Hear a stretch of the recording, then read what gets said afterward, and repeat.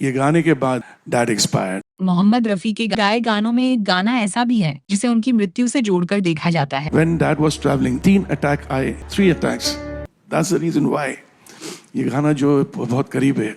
वह कौन सा गाना था और क्या था पूरा वाकया, इस बात का जिक्र खुद उनके छोटे बेटे शाहिद रफी ने हाल ही में इंडियन आइडल के मंच पर किया। चलिए इस वीडियो में विस्तार से जानते हैं।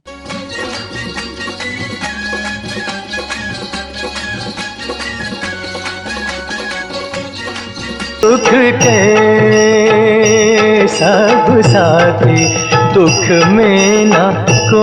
रंजू एगम से भरी इस दुनिया में मोहम्मद रफी के गाने लाखों करोड़ों लोगों के जीने का सहारा बने हैं। तेरी कहानी भूलने वाले तेरा जहां। लेकिन उनके गाए गानों में एक गाना ऐसा भी है जिसे उनकी मृत्यु से जोड़कर देखा जाता है। भले ही मोहम्मद रफी आज हमारे बीच नहीं है, लेकिन उनकी सुरीली आवाज आज भी दुनिया में गूंजती है। बड़ी देर भई नंद लाला तेरी राह तके भिजवाला। एक दौर था जब बॉलीवुड में उनके नाम का सिक्का चलता था। दिग्गज गायक मोहम्मद रफी को भारतीय संगीत जगत की सबसे बड़ी धरोहर माना जाता है। सारे शहर में आप सा कोई नहीं गुना रहे हैं भंवर खिल रही है कली कली।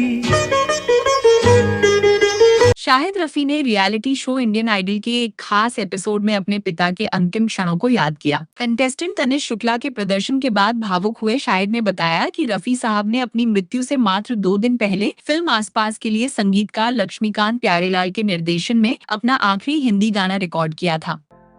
तू कहीं आस पास है दो। रिकॉर्डिंग के 2 दिन बाद ही उनका निधन हो गया। सुबह उनका अपना बंगाली भजन का अपना रिहर्सल थी। जिस दिन वह रिहर्सल कर रहे थे उसी समय उनके सीने में तेज दर्द उठा था। रिहर्सल होने के टाइम पे भी उनको सीने में दर्द उठा था अब्बा को। लेकिन रफी साहब ने अपने कष्ट के बारे में किसी को नहीं बताया और रिहर्सल पूरी की। जब संगीतकार घर से चले गए तब रफी साहब ने दवाई के बॉक्स में कुछ ढूंढना शुरू किया।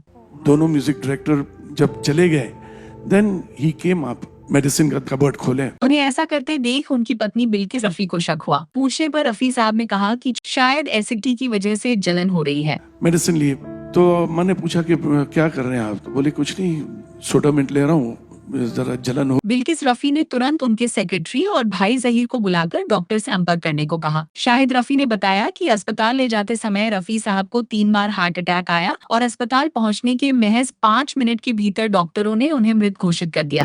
Within maximum 5 minutes, the doctor said, "Sorry, he's no more." जिस दिन रफी साहब का निधन हुआ उस सुबह वह जिस गीत का अभ्यास कर रहे थे वह एक बंगाली काली भजन था। बंगाली संगीत निर्देशक शामिल मित्र उनके घर आए थे। रफी साहब की तबीयत ठीक नहीं थी, लेकिन वह नहीं चाहते थे कि रिकॉर्डिंग टीम को दोबारा कलकत्ता से आना पड़े, इसलिए वह घर पर ही रियाज करने के लिए मान गए थे। हालांकि बंगाली काली भजन तो रिकॉर्ड नहीं हो पाया, लेकिन मोहम्मद रफी द्वारा रिकॉर्ड किया जाने वाला एक प्रसिद्ध काली भजन है जिसके बोल है, अम्बे तू है जगदम्बे काली। टूट पड़ो माँ करके सिंह सवारी इंडियन आइडल के इस एपिसोड में मोहम्मद रफी और मुकेश को भावपूर्ण श्रद्धांजलि दी गई, जहां दिग्गज संगीतकार प्यारेलाल शर्मा भी मौजूद थे। तनिष्क शुक्ला की परफॉर्मेंस और शाहिद रफी की इन बातों ने वहां मौजूद हर शख्स की आंखें नम कर दी। रफी साहब आज भले ही शारीरिक रूप से हमारे बीच नहीं है, लेकिन उनके ये नगमे और उनकी सादगी हमेशा हमारे दिलों में जिंदा रहेगी। तू कहीं आस पास है दो। रफी साहब का कौन सा गाना आपके दिल के सबसे करीब है, हमें कमेंट्स में जरूर बताएं। अगर आपको ये जानकारी पसंद आई हो तो वीडियो को लाइक करें और संगीत जगत की ऐसी ही अनकही कहानियों के लिए हमारे चैनल को सब्सक्राइब करें। शुक्रिया।